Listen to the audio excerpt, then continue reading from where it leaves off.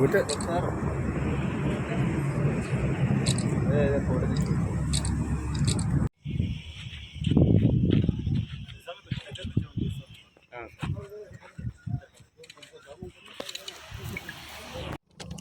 మిత్రులకు స్వాగతం.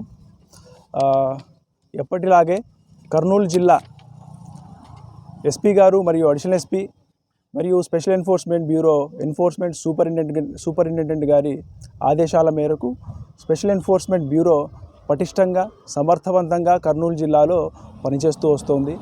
ఇదివరకే మనం ఎన్నో కేసులు చూడడం జరిగింది. మన డిస్ట్రిక్ట్ టాస్క్ ఫోర్స్ మనం స్ట్రెంథెన్ చేయడం జరిగింది. దానికి సంబంధించిన వివరాలను మరియు ఫోన్ నెంబర్స్ని ఇదివరకే మీడియా మిత్రులకు కూడా మనం వివరించడం జరిగింది. మన రాష్ట్రంలో స్పెషల్ ఎన్ఫోర్స్మెంట్ బ్యూరోలో ఇంటెలిజెన్స్ విభాగం మరియు డిటిఎఫ్ విభాగం ఎంత స్ట్రాంగ్గా ఉందని చెప్పడానికి ఇటీవల కాలంలో ఎస్సీబీ డిటెక్ట్ చేసిన కేసులే నిదర్శనం. ఈరోజు ఉదయం 5 గంటలకి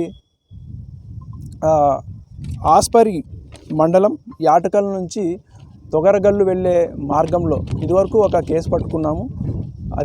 దాదాపు అవే పరిసర ప్రాంతాల్లో ఒక బ్లాక్ కలర్ స్కార్పియో వాహనాన్ని మేము నిఘా వర్గాల సమాచారం మేరకు మా డిటిఎఫ్ వింగ్ మరియు మా ఇంటెలిజెన్స్ వర్గాలు మరియు బిఎంపిపి టీం మరియు ఆలూరు సబ్ స్టేషన్ ఇన్స్పెక్టర్ అందరూ సమిష్టి కృషితో ఈ కేసుని ఛేదించడం జరిగింది.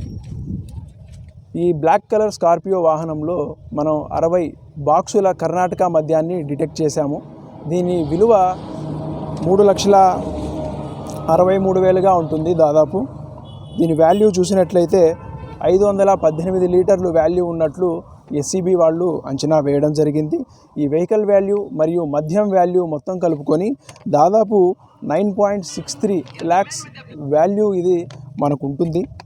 ఇక ఇందులో నిందితుల విషయానికి వస్తే ఇదివరకు మనం ఆలూరులో ఒక కేసు పట్టుకోవడం జరిగింది. సెన్సేషన్ అయింది కూడా. ఆ కేసులో 90 బాక్సులు అయితే కానీ మన ఆలూరు సబ్ స్టేషన్లో 124 బాక్సెస్ మన చిప్పగిరి స్టేషన్ రామదుర్గం విలేజ్లో మనం పట్టుకోవడం జరిగింది. దానికి సంబంధించి నిందితులను కూడా మనం ఇన్వాల్వ్ చేయడం జరిగింది. అందులో ప్రధాన నిందితుడైన శ్రీకాంత్ రెడ్డి అనే వ్యక్తిని మనం ఈరోజు రెడ్ హ్యాండెడ్గా పట్టుకోవడం జరిగింది. శ్రీకాంత్ రెడ్డితో పాటు అతనికి సహకరించే అతని అనుచరుల్ని ఇంకా ఇద్దరిని కూడా మనం అరెస్ట్ చేయడం జరిగింది. వాళ్ళ వివరాలు మనం చూసినట్లయితే వాళ్ళను కూడా A1 నుంచి A9 దాకా 9 మంది నిందితుల్ని ఇందులో ఇన్వాల్వ్ చేయడం జరిగింది మొత్తం మీద. ఇప్పటికీ మనం 3 అరెస్ట్ చేశాము. ప్రధాన నిందితుడైన శ్రీకాంత్ రెడ్డి ఇతను ఒక క్లాస్ 1 కాంట్రాక్టర్ ఇతను. మరియు సింధునూర్ కర్ణాటకలో కూడా ఇతనికి హోటల్స్ ఉన్నట్లు మాకు తెలిసింది. తర్వాత A2 జి రాజశేఖర్ ఇతడు ఈ A1 ముద్దాయి ఎవరైతే ఉన్నారో అతని డ్రైవర్. ఇతన్ని మనం ఇన్వాల్వ్ చేయడం జరిగింది. ఇతను డ్రైవర్తో పాటు ప్రధాన అనుచరుడు కూడా. ఇలాంటి స్మగ్లింగ్ చేయడంలో వీళ్ళు ప్రధానంగా వెన్నతో పెట్టిన విద్య అంటారు కదా, అలాంటి ఒక కోవకు చెందిన వాళ్ళని మనకు అర్థమవుతుంది. A3 చిప్పగిరి మండలం రామదుర్గం సంబంధించి జి నరసింహులు అనే వ్యక్తిని కూడా మనం అరెస్ట్ చేయడం జరిగింది.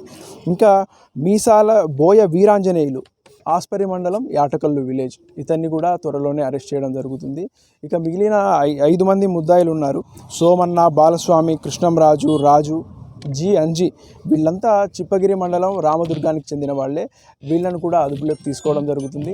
చట్టపరంగా ఎటువంటి చర్యలు తీసుకుంటామో తదనంతర చర్యలు మీడియా ముఖంగా వెల్లడించి తప్పకుండా వారి మీద క్రిమినల్ కేసెస్ మరియు ఎక్సైజ్ యాక్ట్ ప్రకారం ఎటువంటి కేసెస్ మనం చేయాలో అవన్నీ మేము చేయడం జరుగుతుంది.